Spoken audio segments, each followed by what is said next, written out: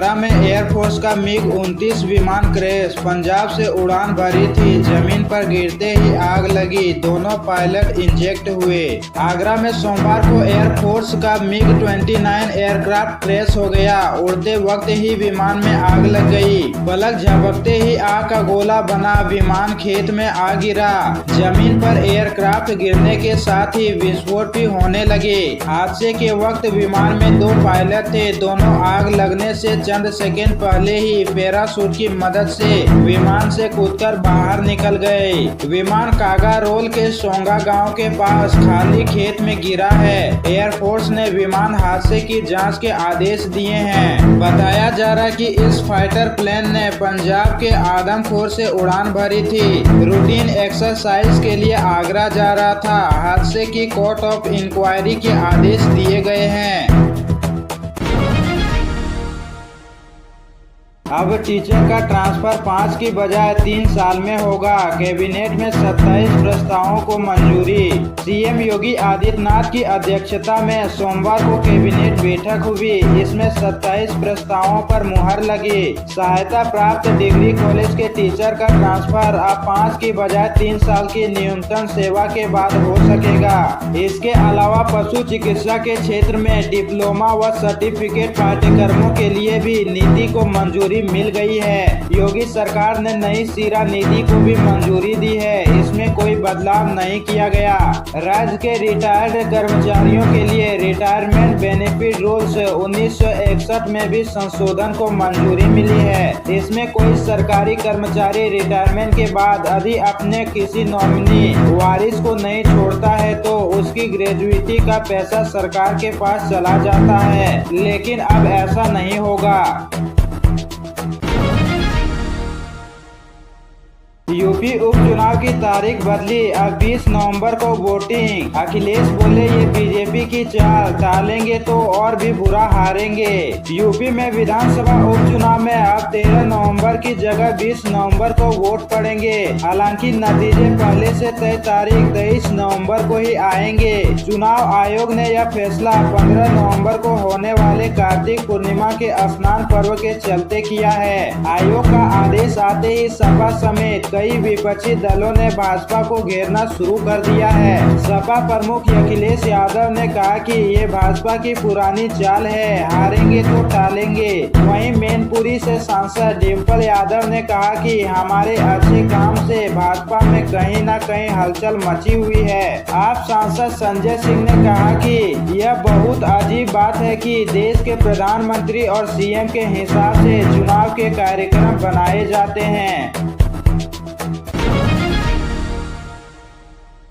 बटेंगे तो कटेंगे के आसपास सिमटी यूपी की सियासत। अखिलेश और मायावती ने अपनी लाइन दी, सबका मकसद एक, अपना वोट बैंक बचाना।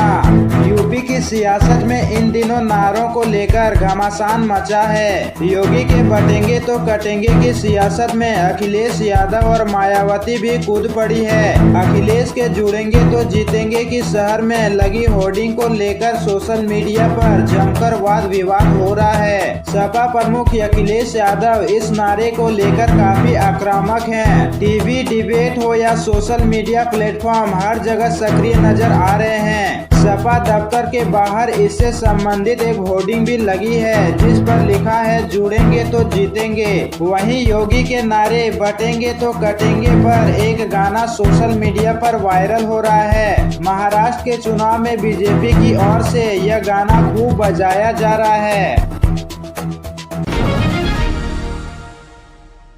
यूपी से दिल्ली तक वकीलों की हड़ताल। इलाहाबाद हाई कोर्ट के बाहर पुतला फूंका। गाजियाबाद जिला जज को बर्खास्त करने की मांग। गाजियाबाद कोर्ट रूम में 29 अक्टूबर को वकीलों पर हुए लाठीचार्ज के मामले ने तूल पकड़ लिया है। इस घटना के विरोध में कल उत्तर प्रदेश और दिल्ली डिस्ट्रिक्ट कोर्ट के वकील हड़ताल पर हैं। इलाहाबाद हाई कोर्ट के बाहर वकीलों ने पुतला जलाया। गाजियाबाद के जिला जज को बर्खास्त करने की मांग की। गाजियाबाद कचहरी परिसर में धरने पर वकील बैठ गए हैं। मेन गेट बंद कर दिए हैं, इससे लोगों को गेट फांदकर आना जाना पड़ रहा है। वकीलों की मांग है कि सबसे पहले जिला जज अनिल कुमार को हटाया जाए और लाठीचार्ज करने वाले पुलिस अफसरों पर कार्रवाई हो। इधर पूरा मामले में गाजियाबाद बार एसोसिएशन ने हाई कोर्ट में याचिका दायर करते हुए इस केस की SIT जांच की मांग की है। यूपी बार काउंसिलिंग की जांच टीम पूरे केस की जांच करने आज गाजियाबाद पहुंचेगी। उत्तराखंड में बस हादसा, 36 की मौत, 6 घायल। कंडम बस में 42 लोग सवार थे। मोड़ पर अनियंत्रित होकर 150 फीट गहरी खाई में गिरी। उत्तराखंड के अल्मोड़ा में सोमवार सुबह 8 बजे एक यात्री बस 150 फीट गहरी खाई में गिर गई। हादसे में 36 लोगों की मौत हो गई, जबकि 6 लोग घायल हैं। हादसा अल्मोड़ा में कुपी के पास हुआ। बस में 42 यात्री सवार थे। पुलिस के मुताबिक मृतकों की संख्या और बढ़ सकती है। हादसे की वजह का पता नहीं चला है। बस मोड़ पर अनियंत्रित होकर गिर गई। कुमाऊं मंडल के आयुक्त दीपक रावत ने बताया, बस नदी से करीब 10 फीट पहले पेड़ में फंसकर रुक गई। खाई में गिरने के दौरान झटके से कई यात्री खिड़कियों से बाहर जा गिरे। बस किठान से रामनगर जा रही थी। अखिलेश 2024 के जननायक, 2027 के महानायक। सपा दफ्तर के बाहर लगा एक और पोस्टर। डिम्पल बोली, सपा की वजह से उपचुनाव की तारीख बदली। यूपी में दिवाली की छुट्टी के बाद फिर से उपचुनाव की सरगर्मी बढ़ गई। वोटिंग में अब सिर्फ 9 दिन बचे हैं। लखनऊ में सपा कार्यालय के बाहर लगा एक और पोस्टर चर्चा में है, जिसमें सपा प्रमुख अखिलेश यादव को 2024 का जननायक और 2027 का महानायक बताया गया है। इससे पहले भी एक पोस्टर चर्चा में आया था, जिसमें अखिलेश को 27 का सत्ताधीश बताया गया था। मैनपुरी से सपा सांसद डिम्पल यादव ने कहा, उपचुनाव के मतदान की तारीख बदलकर 20 नवंबर कर दी गई है। कहीं न कहीं हलचल मची हुई है। हम जो अच्छा काम कर रहे हैं और महाराष्ट्र में भी कुछ सीटों पर हम चुनाव लड़ रहे हैं, उसे देखते हुए कहीं न कहीं कुछ तालमेल बैठाकर तारीख बदली गई है। डिप्टी CM केशव प्रसाद मौर्य ने कहा, सपा मुखिया अखिलेश यादव का 2012 से 2017 का कार्यकाल काले कारनामों से भरा है। पवन कल्याण बोले, योगी की तरह अपराधियों से निपटना चाहिए। हिंदू युवा वाहिनी की तरह आंध्र प्रदेश में नरसिंह वाराही ब्रिगेड बनाई। आंध्र प्रदेश के डिप्टी CM पवन कल्याण ने यूपी के CM योगी आदित्यनाथ की प्रशंसा की है। गोल्ला प्रोलू में वे प्रदेश की कानून व्यवस्था पर जमकर बरसे और अपनी ही सरकार की गृह मंत्री अनीता की आलोचना की। राजमहेंद्रवरम जनसेना पार्टी JSP के प्रमुख पवन कल्याण ने कहा, अगर मैं गृह मंत्री होता तो स्थिति अलग होती। अगर पुलिस में हिम्मत नहीं तो क्यों है। अपराधियों से वैसे ही निपटना जाना चाहिए जैसे उत्तर प्रदेश में योगी आदित्यनाथ ने किया। उन्होंने कहा, अपराधियों की कोई जाति या धर्म नहीं होता। उन्होंने हाल ही में हुए यौन उत्पीड़न के मामलों पर अपनी पीड़ा जाहिर की और गृह मंत्री अनीता पर अपनी भूमिका में पूरी तरह विफल होने का आरोप लगाया। संजय सिंह बोले, यूपी पुलिस बेलगाम, CM दे रहे संरक्षण। कहा, बांटो नहीं, मिलकर भाजपा को हराओ। उपचुनाव में आपका सपा को समर्थन। यूपी में आम आदमी पार्टी ने सोमवार से सदस्यता अभियान शुरू किया। इस दौरान यूपी प्रभारी और राज्यसभा सांसद संजय सिंह ने कहा, भाजपा सिर्फ झूठ का कारोबार कर रही है। पुलिस पूरी तरह से क्रूर और तानाशाह हो गई। लखनऊ में मोहित पांडे की हत्या हो या अमन गौतम की मौत। उन्होंने कहा कि रायबरेली में फौजी के साथ जिस तरीके से पुलिस वालों ने बर्बरता की है, ये सरकार की विफलता है। उत्तर प्रदेश की पुलिस बेलगाम हो चुकी है। मुख्यमंत्री कार्रवाई करने के बजाय पुलिस को संरक्षण दे रहे हैं। संविधान और आरक्षण को खतरे में बताते हुए संजय सिंह ने कहा कि भाजपा संविधान को कमजोर करने का प्रयास कर रही है। अमेठी की चारों तहसीलों में संपूर्ण समाधान दिवस, डीएम ने की अध्यक्षता। 57 शिकायतें मिली, सिर्फ 6 का हुआ निस्तारण। शासन के निर्देश पर जन सामान्य की शिकायतों के त्वरित निस्तारण के उद्देश्य से सोमवार को अमेठी की चारों तहसीलों में संपूर्ण समाधान दिवस का आयोजन किया गया। इस अवसर पर डीएम निशा आनंद की अध्यक्षता में तहसील अमेठी में कार्यक्रम का संचालन हुआ। संपूर्ण समाधान दिवस में डीएम ने शिकायतकर्ताओं की समस्याएं सुनने के बाद अधिकारियों को निर्देशित किया कि किसी भी शिकायत को लंबित न रखा जाए। वे अपने अपने कार्यालय में सुबह 10 बजे से 12 बजे तक जन समस्याओं को सुने। उन्होंने कहा कि शिकायतों का गंभीरता से निस्तारण होना चाहिए और इसे गुणवत्तापूर्ण एवं समयबद्ध तरीके से पूरा किया जाए।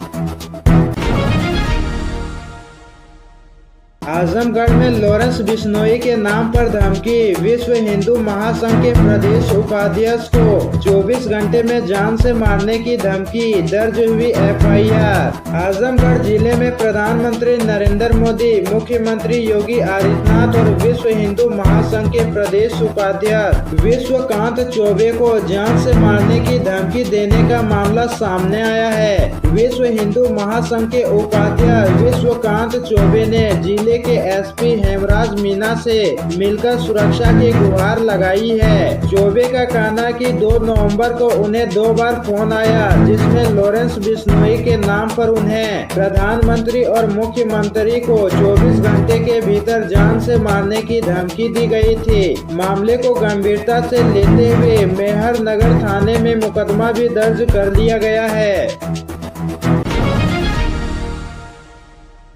50 से कम बच्चों की संख्या वाले 312 विद्यालय रडार पर, प्रधान बोली बर्बाद हो जाएगा बच्चों का भविष्य। 50 बच्चों से कम नामांकन वाले परिषदीय विद्यालय निकट के विद्यालय में समायोजित होंगे। महानिदेशक स्कूल शिक्षा कंचन वर्मा के निर्देश पर इसकी तैयारी शुरू कर दी गई है। कम नामांकन वाले विद्यालयों के समीपवर्ती विद्यालयों की 11 बिंदुओं पर सूचना उपलब्ध कराने के निर्देश दिए गए हैं। इसमें ऐसे विद्यालयों की संख्या, ब्लॉक, ग्राम पंचायत, 50 से कम नामांकन वाले विद्यालय का नाम, यूडायस कोड, वर्तमान छात्र संख्या, निकट के विद्यालय का नाम, ग्राम पंचायत, यूडायस कोड, एकीकरण के बाद छात्र संख्या, 50 से कम नामांकन वाले विद्यालय से एकीकरण वाले विद्यालय की दूरी शामिल है। विद्यालय के समायोजन में यह ध्यान रखने के निर्देश दिए गए कि एक विद्यालय से दूसरे विद्यालय के बीच नदी, नाला, नेशनल हाईवे, रेलवे लाइन आदि जो नहीं है। जिले में 312 ऐसे परिषदीय विद्यालय हैं जहां 50 से कम बच्चे हैं। लोगों को रेवड़ी नहीं रोजगार चाहिए। महाराष्ट्र और झारखंड चुनाव को लेकर बीजेपी कांग्रेस पर हमलावर हुई मायावती। बसपा प्रमुख मायावती ने कहा कि भाजपा और कांग्रेस ने महाराष्ट्र और झारखंड विधानसभा चुनाव में मिथ्या प्रचार व वादों की भरमार लगा रखी है। दोनों ही पार्टियां चुनाव के मद्देनजर फिर से रेवड़ी व लुभाने वादों घोषणाओं में ही व्यस्त है, जबकि लोग जीवन के जंजालों से मुक्ति के लिए रेवड़ी नहीं बल्कि रोजगार की मांग कर रहे हैं। उनकी यह मांग जायज है कि उन्हें रेवड़ी नहीं रोजगार चाहिए। बसपा प्रमुख ने कहा कि देश में छाई हुई अपार गरीबी, बेरोजगारी, महंगाई से करोड़ों लोगों का जीवन त्रस्त है, लेकिन इसके बावजूद भाजपा और कांग्रेस आरोप प्रत्यारोप की राजनीति कर रहे हैं। कानपुर से दिल्ली अलीगढ़ जाना होगा महंगा, 42% तक बढ़ाया गया टोल टैक्स। मंडना से आईआईटी के बीच एलिवेटेड फ्लाईओवर बनने के बाद शनिवार की रात से जीटी रोड हाईवे पर निवादा टोल प्लाजा पर टोल टैक्स की नई दरें लागू कर दी गई। अब अलीगढ़, दिल्ली सहित इस मार्ग पर पड़ने वाले कन्नौज और बिल्हौर जाने वाले वाहन सवारों का सफर महंगा हो गया। पहले कार सवारों को 95 रुपये ही देने होते थे, अब नई दरों में उन्हें 135 रुपये का टोल देना पड़ेगा, जो करीब 42% तक महंगा हुआ है। भारतीय राष्ट्रीय राजमार्ग प्राधिकरण NHAI ने सड़क परिवहन राजमार्ग की परियोजना में GT रोड पर कानपुर से अलीगढ़ तक चौड़ीकरण करते हुए इसे 4 लेन बनाया है। मार्ग का निर्माण पूरा होने से पहले ही न्यूनतम निर्धारित टोल टैक्स वसूला जाने लगा था, जिसे मंधना से IIT के बीच एलिवेटेड फ्लाईओवर बनने के बाद 2-3 की मध्य रात्रि शनिवार से नई टोल टैक्स में वृद्धि की गई। निवादा प्लाजा पर हल्के और वाणिज्यिक वाहनों का नया टोल टैक्स बोर्ड भी अंकित कर दिया गया है।